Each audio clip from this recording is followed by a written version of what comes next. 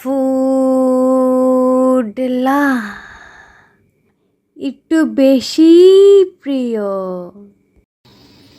আসসালামু আলাইকুম। সবাই কেমন আছেন? আশা করি সবাই ভালো আছেন। আজকে আমি আপনাদের জন্য নিয়ে এসেছি একটি খুবই সহজ, স্বাস্থ্যকর ও সুস্বাদু রেসিপি, করল্লা ভাজি। করল্লা অনেকে খেতে পছন্দ করেন না, কারণ এর স্বাদ একটু তেতো।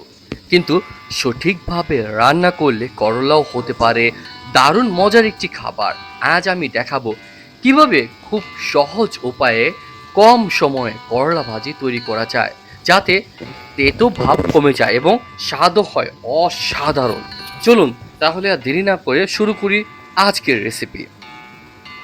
উপকরণগুলোর মধ্যে করলা ভাজি তৈরির জন্য আমাদের যে সকল উপকরণ লাগবে: করলা 4 থেকে 5টি মাঝারি বড় আকারের সাইজের, কিংবা আপনার আধা কেজি করলা হলেও চলবে। পেঁয়াজ কুচি 2টি পেঁয়াজ লাগবে পেঁয়াজ কুচির জন্য। কাঁচামরিচ 3 থেকে 4টি ছিঁড়ে নেওয়া। হলুদের গুঁড়া লাগবে 1.5 চামচ। লবণ লাগবে স্বাদ মতো। লাল মরিচের গুঁড়ো লাগবে 1.5 চামচ। রসুন বাটা লাগবে 1.5 চামচ। সরিষার তেল লাগবে, কিংবা সয়াবিন তেলও হতে পারে, 3 থেকে 4 টেবিল চামচ। প্রস্তুতের প্রণালী: যদি একটু বেশি আকারের কোয়ান্টিটি হয়, তাহলে সরিষার তেল বা সয়াবিনের তেলের সংখ্যা হবে 10 থেকে 12 টেবিল চামচ। প্রস্তুতের প্রণালীতে: করলা কাটা, অর্থাৎ প্রথমে করলাগুলো ভালোভাবে ধুয়ে নিতে হবে। এরপর করলাগুলোকে পাতলা পাতলা করে গোল করে কেটে নিন। এখন অনেকেই করলার তেতো ভাব কমানোর জন্য একটি লবণ মাখিয়ে 10 থেকে 15 মিনিট রেখে দেন।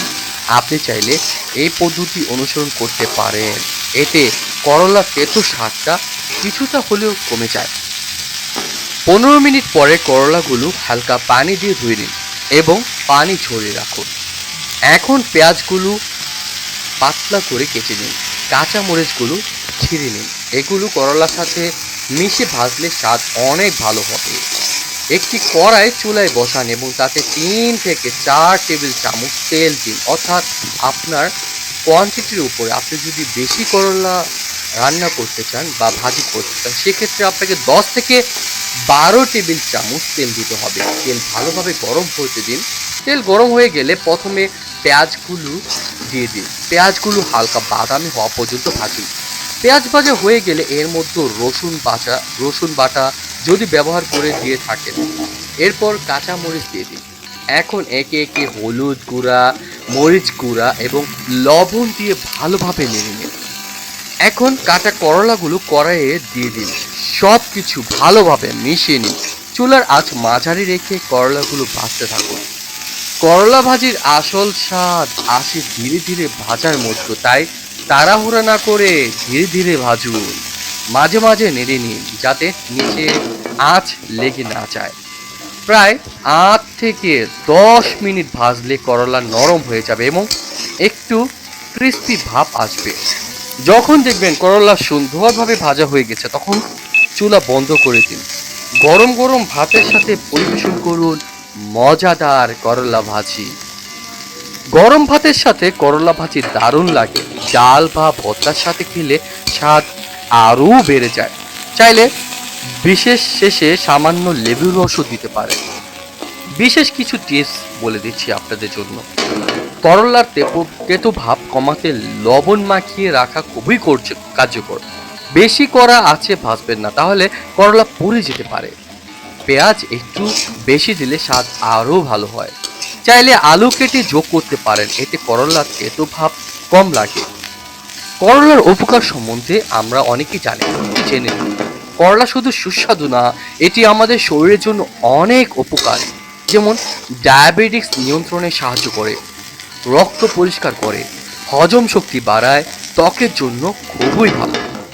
বন্ধুরা, অনেকেই করলা খেতে চান না, কিন্তু আজকের এই রেসিপি দেখার পর আপনি অবশ্যই করলা খেতে চাইবেন। দেখুন, করলাগুলো আমি খুব পাতলা করে কেটে নিয়েছি, এতে ভাজা হলে অনেক মচমচে হবে। এখন আমি পেঁয়াজগুলো ভেজে নিচ্ছি, এতে করলার স্বাদ আরও বাড়বে। করলা ভাজির সবচেয়ে গুরুত্বপূর্ণ বিষয় হলো ধৈর্য ধরে ভাজা।